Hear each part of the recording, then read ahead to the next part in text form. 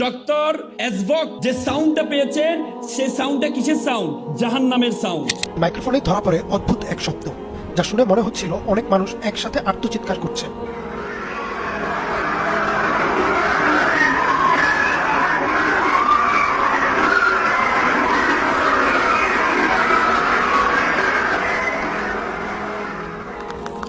বিশ্বাস করেন, আমি যখন এই থিসিসটা পড়লাম, বিশ্বাস করেন আমি আমার চোখের পানি ধরে রাখতে পারি নাই। তার মানে জাহান্নাম হচ্ছে পৃথিবীর নিচে অবস্থিত।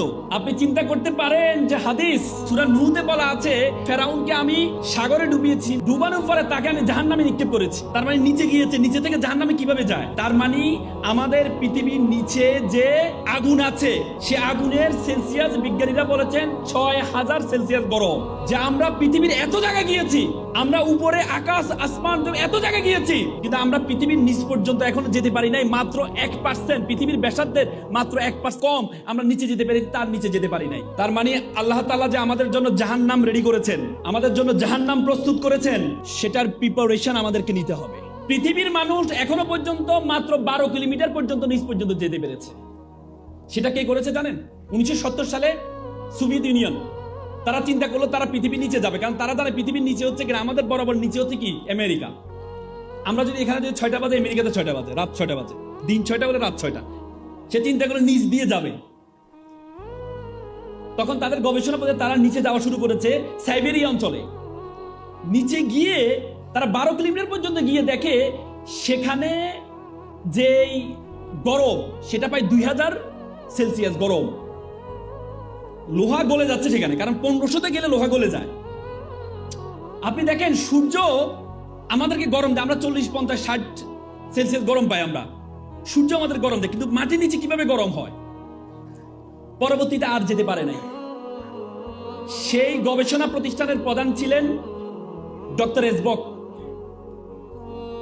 তিনি বলেন আমি যখন যেতে পারছি না, তখন আমি একটা মাইক্রোফোন পাঠিয়েছিলাম সাউন্ড নেওয়ার জন্য, ভিতরে কি সাউন্ড হয়। বিলিভ অর নট, তিনি একজন খ্রিস্টান। তিনি বলেছেন আমি নিচে গিয়ে একটা সাউন্ড পেয়েছি, সেটা হচ্ছে মানুষের কান্নার আওয়াজ পেয়েছি। তিনি আবার বলেন, তিনি ভাবলেন এটা একটা ইকুইপমেন্ট বা আমি যে ইকুইপমেন্ট পাঠিয়েছি সেটার কোনো আওয়াজ হতে পারে। তিনি আবার পাঠালেন, পরে দেখলেন এটা কোনো একজন দুইজন মানুষের আওয়াজ না, এটা হচ্ছে হাজার হাজার মানুষের কান্নার আওয়াজ। এবং সে আওয়াজগুলো বেশিরভাগ আওয়াজ হচ্ছে মহিলাদের আওয়াজ। তখন তিনি স্টপ করে দিলেন। তিনি বললেন I am a communist, I don't believe heaven and Bible, but I believe in hell. আমি জাহান্নামকে বিশ্বাস করি। আল্লাহ রাসূল বলেছেন বেশিরভাগ মহিলা জাহান্নামী হবে, বলেছে কিনা? এবং আমরা জান্নাতের ইল্লিন আর সিজ্জিন, ইল্লিন হচ্ছে যেখানে আমরা মৃত্যুবরণ করার পরে আমাদের বডিটাকে, আমাদের রূহটাকে ইল্লিনে নেওয়া হয়। ইল্লিন বলতে হচ্ছে আল্লাহ তাআলার যে আরশের নিচে রাখা হয়, সিদরাতুল মুনতাহার পরে। আর সিজ্জিন, সিজ্জিন বলা হয়, সিজ্জিন হচ্ছে জাহান্নামের টুকরা, যেটা হচ্ছে জাহান্নামের সর্বশেষ জায়গাটা সিজ্জিন।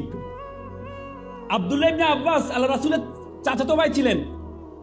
আল্লাহ রাসূলের চাচাতো ভাই আব্দুল্লাহ ইবনে আব্বাস বলেছেন সিজ্জিন হচ্ছে পৃথিবীর সর্বশেষে অবস্থিত, মানে পৃথিবীর নিচে অবস্থিত সিজ্জিন। তার মানে জাহান্নাম হচ্ছে পৃথিবীর নিচে অবস্থিত। আপনি চিন্তা করতে পারেন যে হাদিস এবং সূরা নূহতে বলা আছে যে আমি ফেরাউনকে আমি সাগরে ডুবিয়েছি, নদীতে আমি পানিতে ডুবিয়েছি, ডুবানোর পরে তাকে আমি জাহান্নামে নিক্ষেপ করেছি। তার মানে নিচে গিয়েছে, নিচে থেকে জাহান্নামে কিভাবে যায়? তার মানে আমাদের পৃথিবীর নিচে যে আগুন আছে, সে আগুনের সেলসিয়াস বিজ্ঞানীরা বলেছেন ৬,০০০ সেলসিয়াস গরম। তার মানে ডক্টর এসভক যে সাউন্ডটা পেয়েছেন, সে সাউন্ডটা কিসের সাউন্ড? জাহান্নামের সাউন্ড। বিশ্বাস করেন, আমি যখন এই থিসিসটা পড়লাম, বিশ্বাস করেন আমি আমার চোখের পানি ধরে রাখতে পারি নাই। যে আমরা পৃথিবীর এত জায়গায় গিয়েছি, আমরা উপরে আকাশ আসমান এত জায়গায় গিয়েছি, কিন্তু আমরা পৃথিবীর নিচ পর্যন্ত এখনো যেতে পারি নাই। মাত্র 1%, পৃথিবীর ব্যাসার্ধের মাত্র 1% থেকে কম আমরা নিচে যেতে পারি, তার নিচে যেতে পারি নাই।